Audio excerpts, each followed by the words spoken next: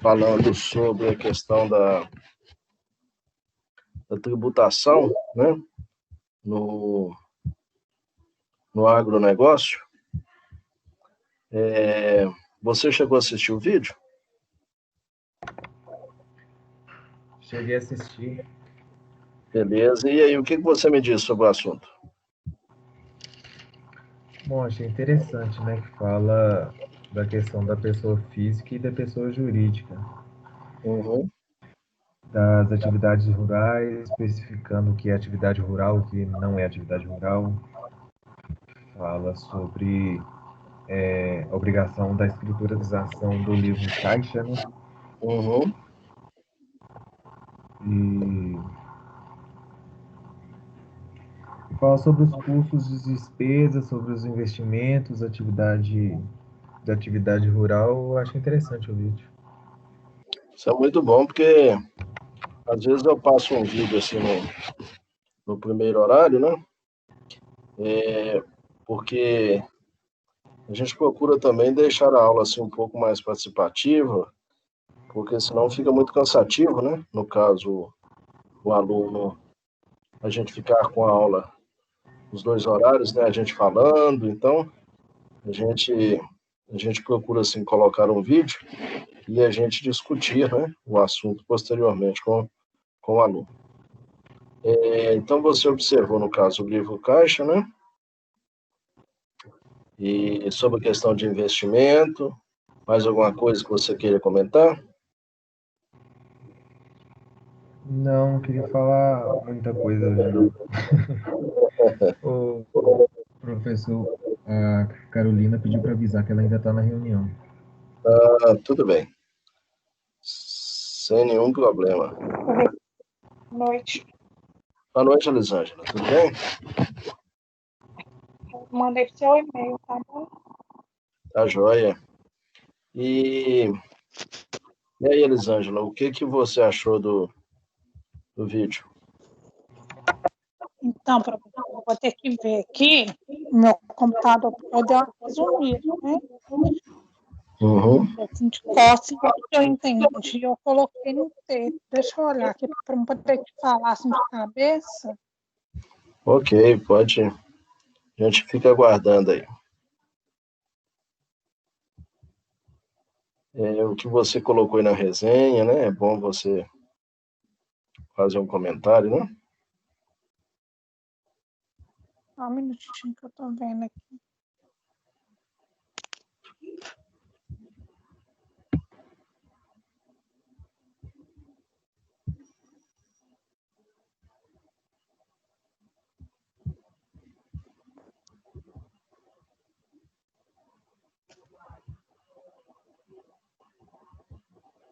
Boa noite também. Boa noite, tudo bem, meu amigo? Boa noite, beleza? E aí? Então tá bom. Eu passei um vídeo aí, você chegou a vê-lo?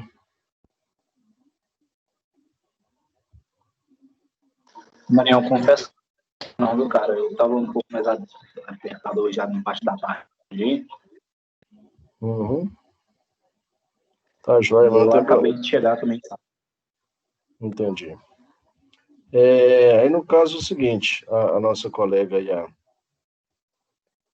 a Elisângela, ela vai fazer um comentário aí. Pois não, Elisângela? Só um minutinho, professor, que eu tô abrindo aqui. Tá joia.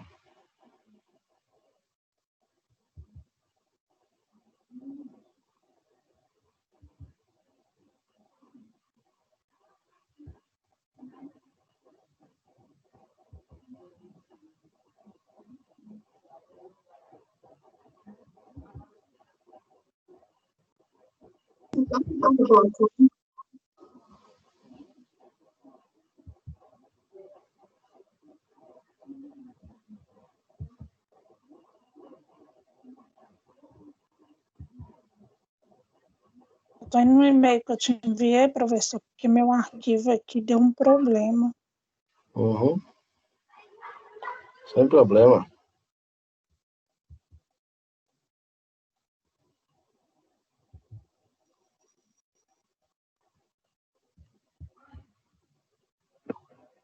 Ok.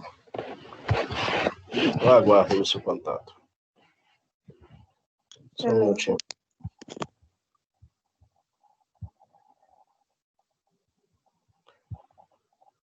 Pessoal, boa noite. Nós estamos aí com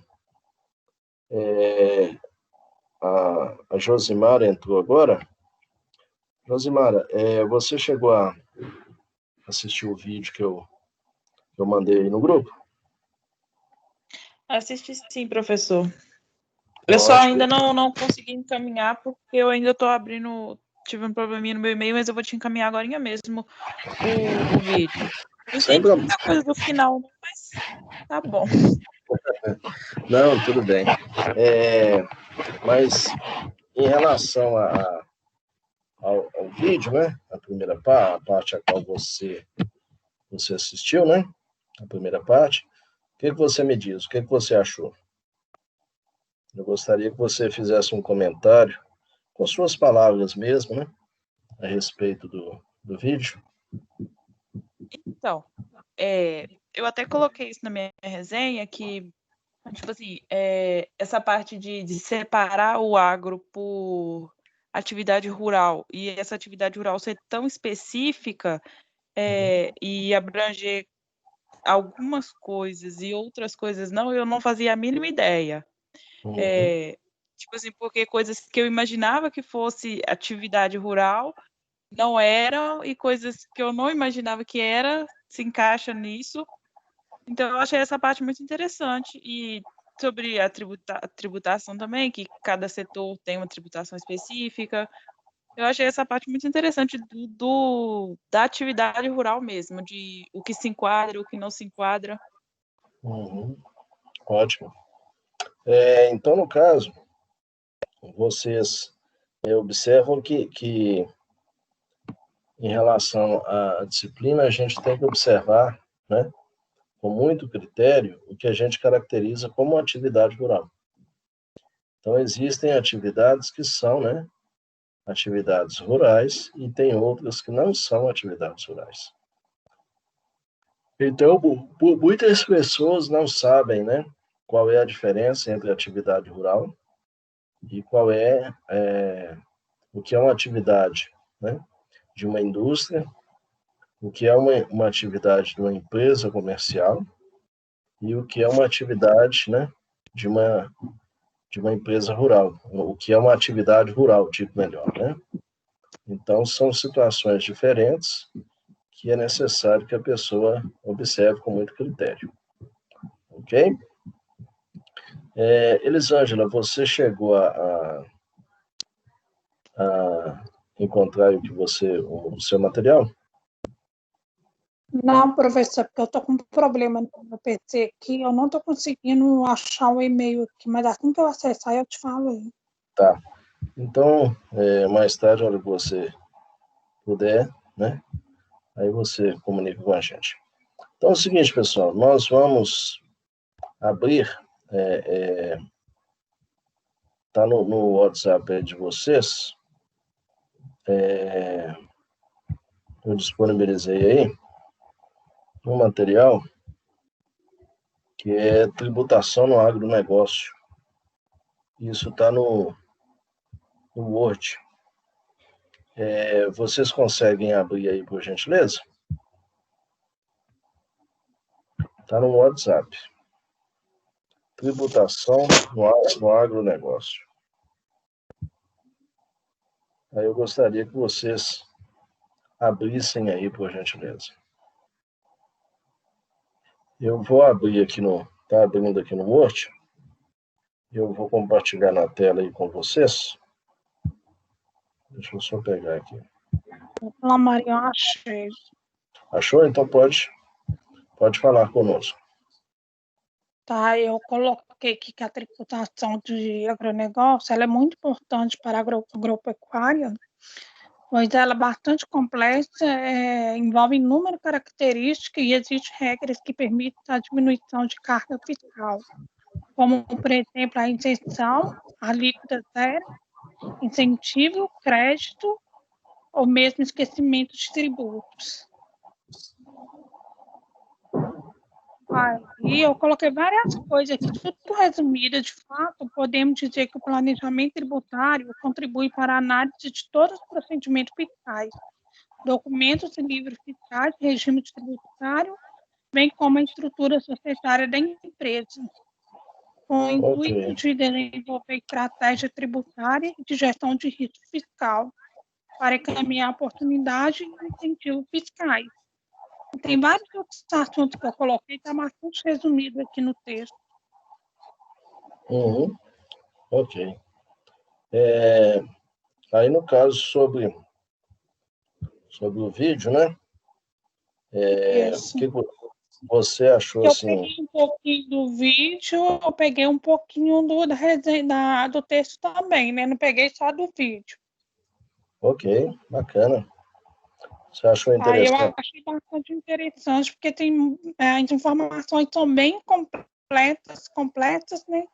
Sobre a tributação de agronegócios, eu achei bem legal. Uhum, ok, bacana. Então, pessoal, tá aí no Word, né, uma página que eu abri. Eu gostaria de ver se vocês estão conseguindo visualizar aí a página que está no Word, hein?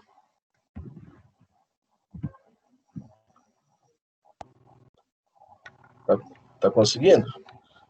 Tributação no agronegócio? Sim, estou conseguindo aqui.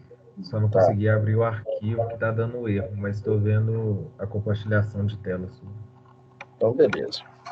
Então vamos lá. A gente vai discutir esta tela aí, ok? Então,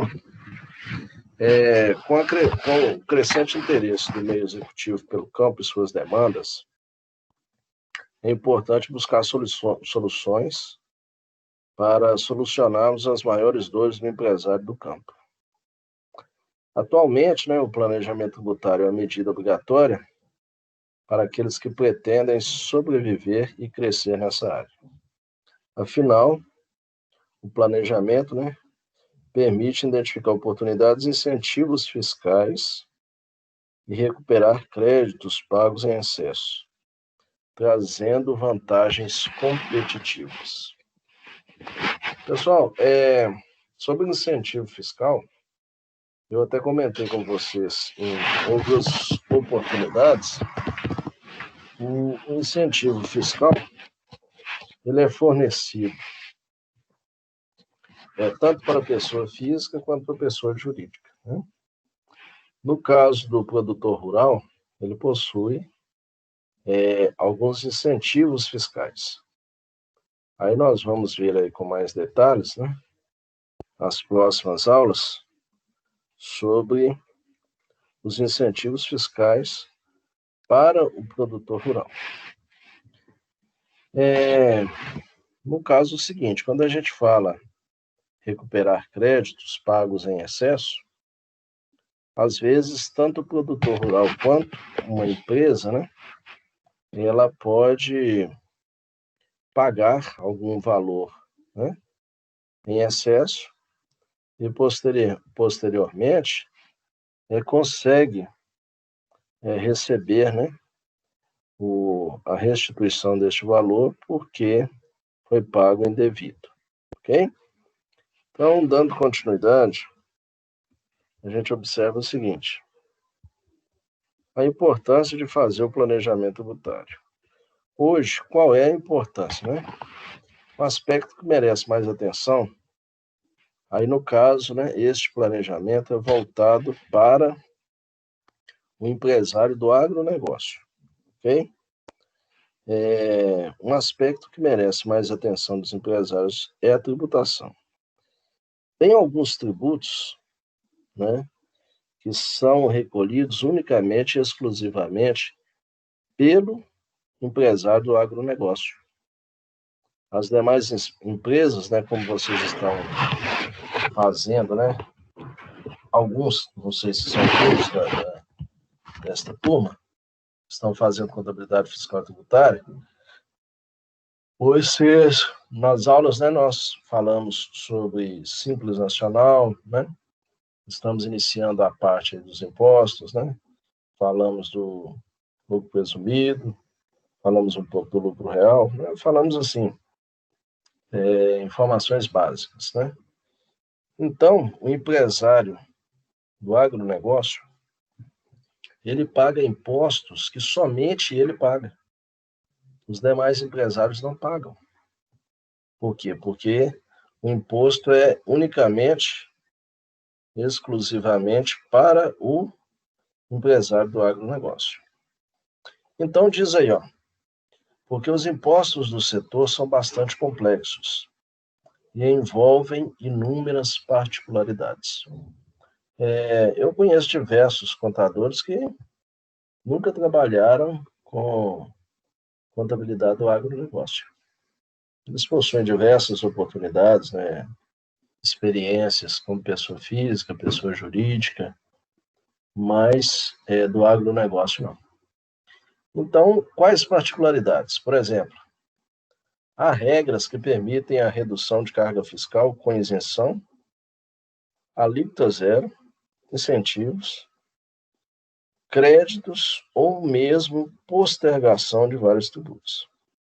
Então, para o produtor rural, alguns produtos, quando a gente fala isenção, alguns produtos, né, algumas atividades, né, focadas, né, algumas produções referentes à atividade agrícola, atividade rural, tem a isenção de imposto, conforme for o que é produzido, tem isenção, conforme for também o que é produzido, tem alíquota zero, tem incentivos. Os incentivos podem vir tanto do âmbito municipal, estadual ou federal. Então, por exemplo, vocês podem observar aí que em algumas situações, né, os governos fornecem incentivos para empresas. Então, incentivos de qual forma? Em algumas oportunidades anteriores aí, é divulgado na mídia, que o governo concedeu um incentivo para as montadoras de veículos, né? Depois, a gente vê que o governo forneceu alguns incentivos para empresas, né, multinacionais que querem instalar o seu funcionamento aqui no Brasil. Então, esses incentivos são concedidos, volto a dizer, tanto no âmbito municipal, por exemplo. Eu citei um caso para vocês que algumas prefeituras fornecem, né, já forneceram incentivos no âmbito do ISS. O ISS é o Imposto sobre Serviços, né? ISSQN. A Prefeitura de Nova Lima, à época, ela fornecia o incentivo e as empresas, né, ao invés de pagar, né, conforme a atividade da empresa, ao invés de pagar 5% de ISS em Belo Horizonte, era necessário apenas que a empresa estivesse estabelecida em Nova Lima e lá ela pagaria 2%. Então, para a empresa, conforme o volume, né, da prestação de serviço, seria até viável que a empresa fosse realmente estabelecida em Nova Lima. Só que depois, né, algumas prefeituras viram que estava tendo muita fraude. Então, por exemplo, eu trabalhei em uma empresa que quase que 80% dos clientes estavam fazendo registro, né, registrando a empresa mesmo, fazendo a abertura da empresa com endereço de Nova Lima, para receber o incentivo do ISS de 2%. Só que aí a prefeitura lá de Nova Lima e a prefeitura de Belo Horizonte firmaram, né, uma parceria de fiscalização e viram que elas estavam sendo prejudicadas, principalmente a Prefeitura de Belo Horizonte. Por quê? Porque a empresa, ela colocava apenas, fazia o registro, né?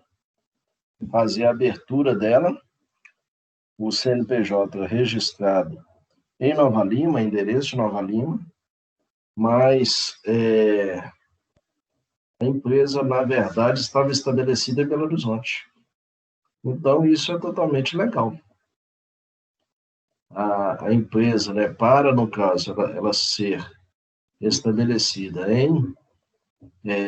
em Nova Lima, ela teria que ter também, no mínimo, um escritório pequeno, mas funcionando lá em Nova Lima.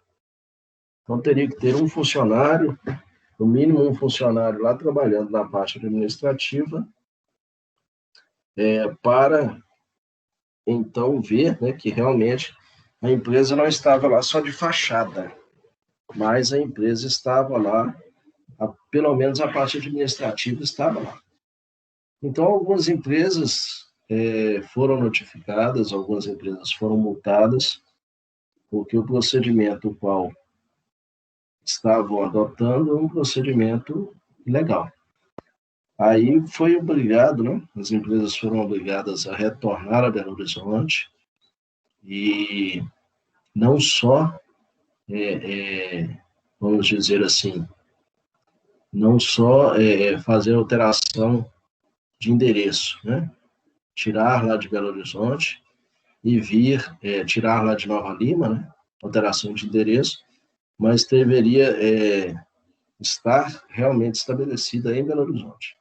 Agora, aquelas empresas que viram, né, que após a notificação, que receberam a notificação da questão do ISS, aí sim elas arrumaram, né, no mínimo um funcionário e colocou um funcionário lá para trabalhar, né, no mínimo lá na parte administrativa. Aí sim a empresa não foi autuada, a empresa não foi multada, né, porque aí foi constatado que ela tinha pelo menos um funcionário lá na parte administrativa em Nova Lima. Aí ela não perdeu o incentivo, e a ISS continuou com uma alíquota pequena, né, de 2%, em relação à alíquota de Belo Horizonte, que era 5%, então foi desta forma. Aí, dando continuidade, quando a gente fala, né, o objetivo é desenvolver, o parágrafo diz aí, ó, permite a redução da carga fiscal, isenção, alíquota zero, incentivo, crédito ou mesmo postergação de vários tributos. O caso de postergação de tributos, nós passamos por exemplos, né? No início da pandemia, que foi em março, né? A Receita Federal prorrogou vencimento de impostos por março, abril, maio, junho e julho. Então, por exemplo, os impostos de março foram prorrogados o vencimento. Abril, maio, junho, julho, o vencimento foi prorrogado. Aí, por quê? Porque no período da pandemia, né, a situação complicada, difícil, muitas empresas tiveram realmente que ficarem fechadas. Então, por isso que houve postergação de vários tributos. O fato de postergar não quer dizer que a empresa não irá pagar o imposto. Então, existe diferença. Uma coisa é ela não pagar o imposto, ok? A empresa não pagar o imposto. E outra coisa, ela ter o imposto postergado. Então, é diferente, ok? Então, dando continuidade aí, o planejamento tributário para o agronegócio traz muitas vantagens. Segundo parágrafo, né? Vou até mostrar aqui. Mostrar onde nós estamos aqui, ó. Marquei de amarelo. Estou aí, ó. planejamento tributário para agronegócio traz muitas vantagens. Ele busca analisar todos os procedimentos fiscais, documentos e livros contábeis, regime de tributação, estrutura societária da empresa. O objetivo é desenvolver estratégias tributárias e de gestão do risco fiscal para identificar oportunidades e incentivos fiscais. Ok? É muito interessante quando a empresa faz um planejamento, né?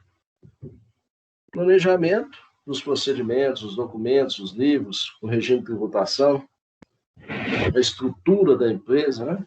Qual vai ser a estrutura dela, os departamentos, comercial, fiscal, contábil. E o objetivo é identificar oportunidades.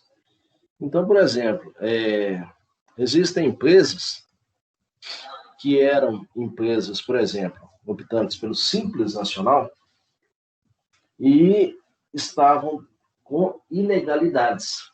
Por exemplo, algumas empresas achavam, né, nós tivemos diversas situações, que se elas forem para o meio rural, elas podem ficar caracterizadas como empresa rural, como produtor rural.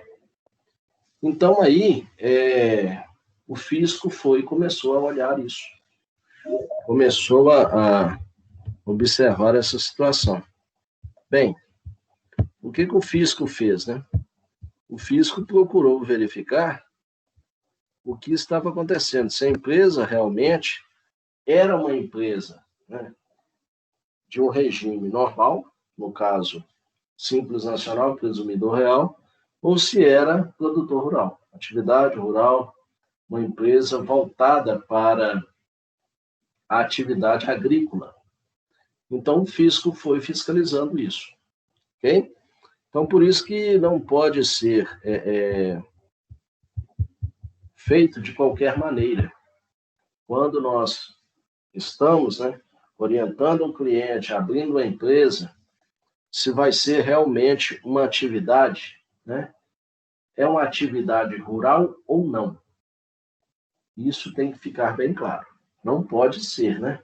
Não pode ser uma empresa com o foco comercial, prestação de serviço, e só porque estabelecida, né, em um território, em um local rural, que vai ser caracterizado como empresa de agronegócio. Então, é uma situação diferente. Desse modo, planejamento, né, o parágrafo aqui de baixo, esse aqui onde eu cliquei, desse modo, o planejamento tributário possibilita encontrar a menor carga tributária possível, sem por isso incorrer em fraude ou simulação. Então, é o caso que eu falei com vocês aí. Se a empresa ela não tem uma característica de atividade rural, então ela pode estar em duas situações diferentes. Ela pode estar cometendo uma fraude e pode estar fazendo uma simulação. Então, isso é muito arriscado, né? E hoje, vou dizer até há muito tempo, digo melhor, o contador, ele é consolidário. O que é isso? Consolidário com a empresa. Eu tive alguns casos, né, alguns amigos que já trabalharam em empresas que estavam ilegais, estavam exercendo as suas funções de maneira ilegal. E aí, o que aconteceu? Os colegas, né, os meus amigos, continuaram trabalhando nessa empresa e, com o passar do tempo, eles viram que a empresa realmente estava com diversas ilegalidades, estava sonegando mesmo. E alguns colegas pediram demissão. Outros que não pediram demissão da empresa, posteriormente, eles foram responsabilizados por fraudes que a empresa estava fazendo. Mas aí é aquela questão, muita gente fala, mas espera aí, o contador da empresa é uma coisa, o dono é outro. Engano seu. Se você é o contador da empresa, você está prestando serviço para a empresa, uma contabilidade terceirizada, ou você trabalha dentro da empresa como contador, né? Regime CLT, qual que é a diferença? A contabilidade terceirizada é quando você tem, o contador tem um escritório de contabilidade e ele presta serviço para a empresa. Ele não é funcionário da empresa, ele é prestador de serviço. É o que a gente fala de contabilidade terceirizada. Outro caso é quando a pessoa trabalha na empresa como empregado, né? Regime CLT. Por exemplo, eu trabalhei em escritórios de contabilidade, trabalhei em empresas. A última empresa que eu trabalhei, eu não era prestador de serviço. Eu era contador da empresa. Eu trabalhava em regime CLT dentro da empresa. Então, com isso, o contador, tanto como prestador de serviço, como contador regime CLT, né, dentro da empresa, ele pode ser responsabilizado. Eu volto a falar com os senhores, eu tive colegas que trabalhavam em empresas ilegais e foram aqueles que conseguiram, né, provar que não estavam participando das fraudes das empresas, que apenas estavam ali trabalhando como empregados e assim por diante, e eles não responderam, né, no Conselho Regional de Contabilidade, não foram penalizados, não foram presos. Mas quando o contador sabe, né, isso fica provado, que o contador sabe que aquilo é ilegal, que é um crime que ele está cometendo, né, uma sonegação fiscal, ele pode ser severamente punido. Eu já vi casos de contadores que foram presos e também contadores que perderam até mesmo registro profissional, perderam o CRC. Ok? Então, dando continuidade aí, diz o seguinte, que agora na parte de baixo, né? Ainda no parágrafo diz, ele também permite identificar os pontos, esta parte aqui, permite identificar os pontos que podem ser melhorados, como a oportunidade de isentar a empresa de algum imposto. Além disso, viabiliza a recuperação de créditos fiscais e a consequente recuperação de valores excedentes pagos em impostos durante o ano. Então, existe a oportunidade, né? Se realmente for feito da maneira correta, a empresa pode ter incentivos fiscais, pode ter isenção de impostos, e isso tudo acontece quando tem um planejamento, quando a empresa está trabalhando de maneira correta. Quais os impostos, né? Agora estou nesta parte aqui, ó. Aqui, ó. Saiba quais impostos. Tem marcado vermelho aqui. Saiba quais os impostos são cobrados do agronegócio. Pessoal, tem alguns impostos que somente, volto a falar, né? Somente o produtor rural paga. Só no agronegócio. Olha só, a legislação fiscal aplicável ao agronegócio é complexa e apresenta algumas peculiaridades. Por exemplo, exige conhecimentos especializados sobre as atividades do setor. Do contrário, aumentam as chances de que sejam cometidos equívocos no recolhimento de tributos e correm-se riscos fiscais desnecessários. Entre os principais tributos cobrados dos produtores rurais estão, por exemplo, o Fundo Rural ou Fundo de Assistência ao Trabalhador Rural. Esse é um imposto voltado para a contribuição social. Então, quando você ouvir falar, né? Determinada empresa está pagando fundo rural. Então, é um valor que é cobrado, né? Apenas para produtores rurais. E as empresas, né? Que são empresas comuns, né? Pode ser optante pelo simples, pode ser lucro presumido, pode ser lucro real, não pagam fundo rural. Por exemplo, uma padaria. Uma padaria, empresa optante pelo simples, anexo 1, simples nacional, ela não paga fundo rural. Mesmo se for uma padaria que é estabelecida em uma cidade do interior, ela não paga, ok? Depois a gente tem aí, ó, segundo imposto, ITR, Imposto sobre Propriedade Territorial Rural. Aí tem dois pontos aí, ó. O equivalente ao IPTU para os imóveis que estão localizados fora do perímetro urbano dos municípios. Então, uma característica bem clara e evidente que o ITR ele é apenas um imposto que é sobre propriedade territorial rural. Então, este ITR é apenas para propriedade rural.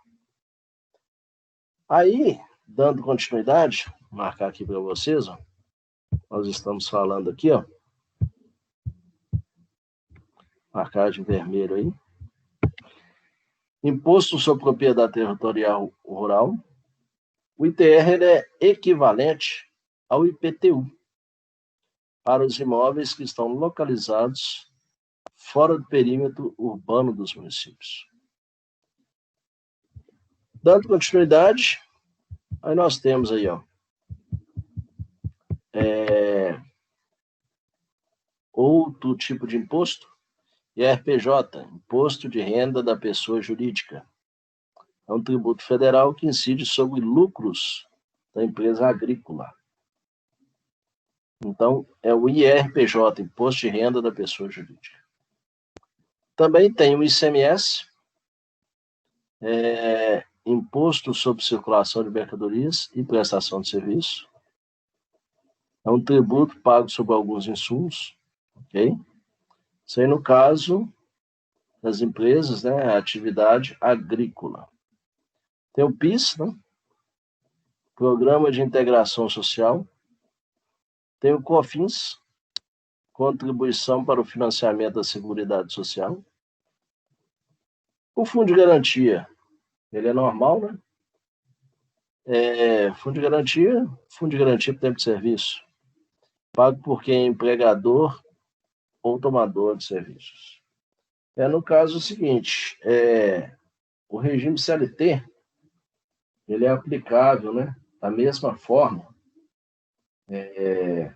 para os empregados que são de empresas que são estabelecidas nos municípios e também é aplicado para as empresas que são vinculadas, que exercem atividade agrícola.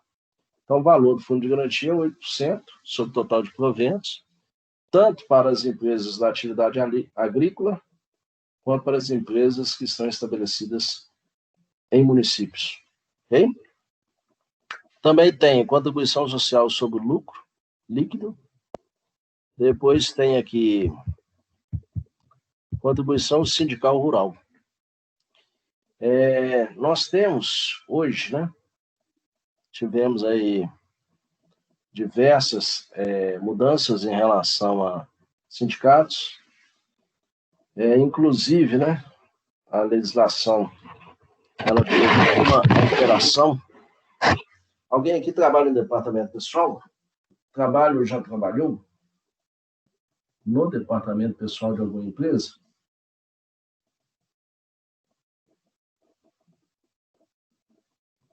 Não tem ninguém?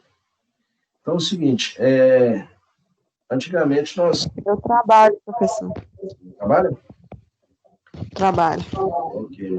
Você trabalha no admissão, rescisão, férias? Isso. Você observa que tornou-se, né, desnecessário, né, a obrigatoriedade de homologar a rescisão nos sindicatos, né? Sim, agora até o documento que sai é termo de quitação, já é na própria empresa. Na própria empresa.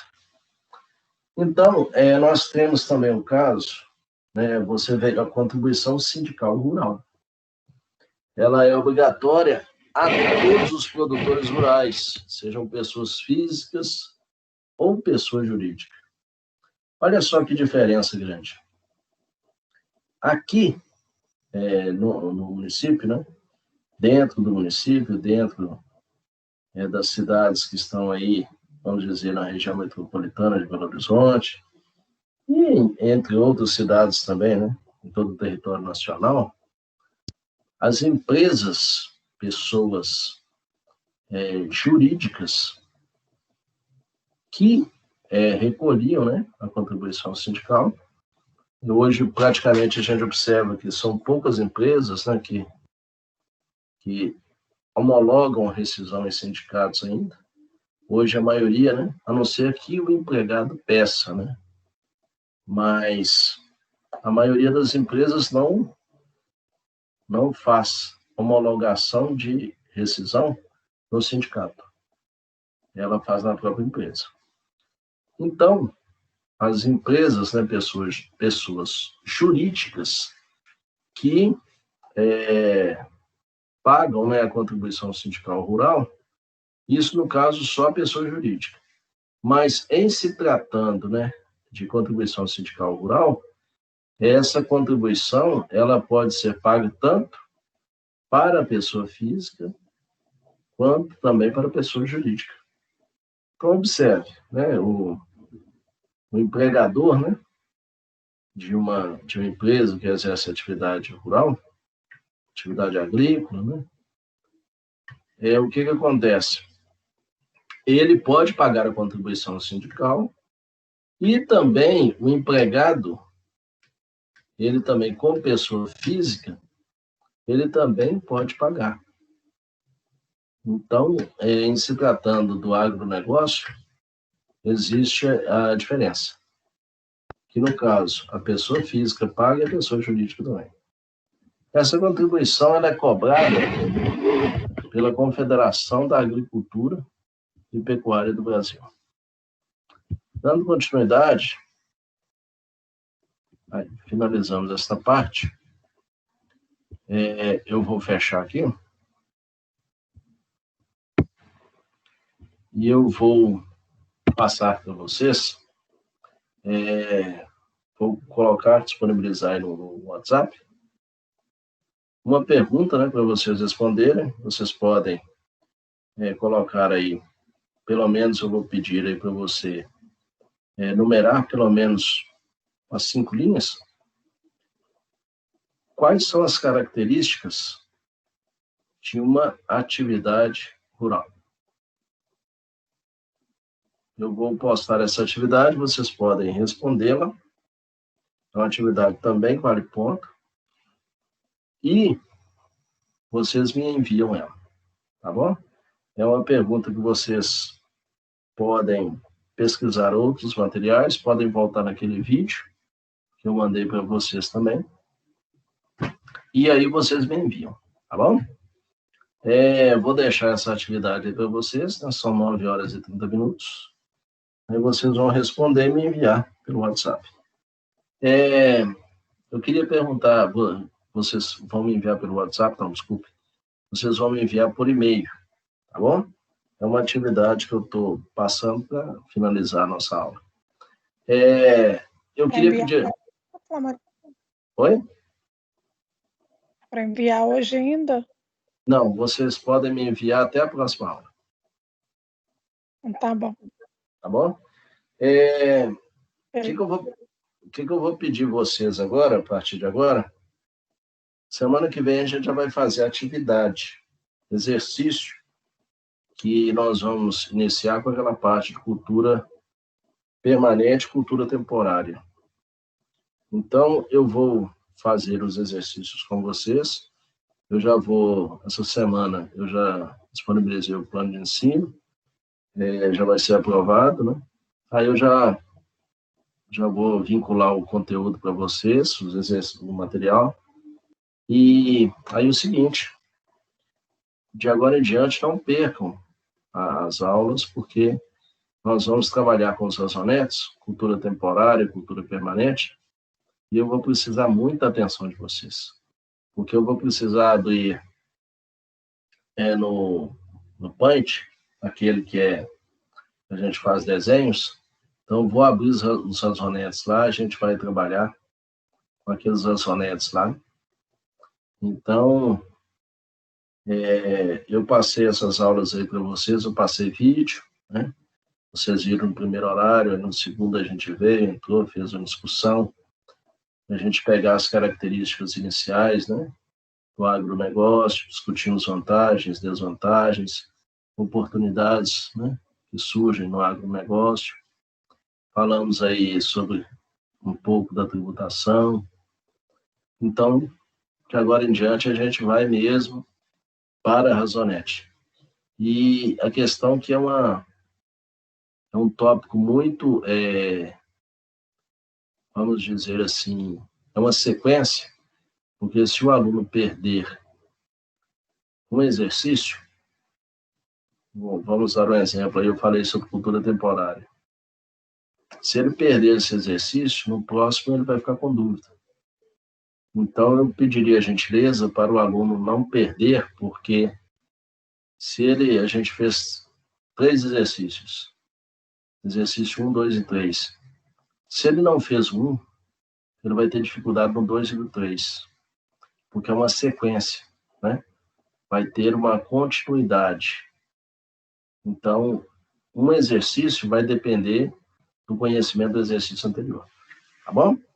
Mas tudo aí será avisado de maneira antecipada, ok? Eu vou abrir, né, os exercícios com vocês, com calma, com tranquilidade, né, sem nenhum problema. E eu vou pedir, né, no caso, quando nós estivermos aí fazendo os razonetes, eu vou pedir a máxima participação de vocês, porque se o aluno não entender um lançamento, eu peço que o aluno se manifeste, porque senão ele não vai conseguir dar continuidade. Bom, vou mandar para vocês a pergunta para vocês responderem e me enviarem, tá bom? Também é um avaliativo. Então, desde já, eu agradeço aí a participação de vocês. Espero que vocês tenham gostado aí do vídeo, né? O vídeo que a gente passou na primeira aula.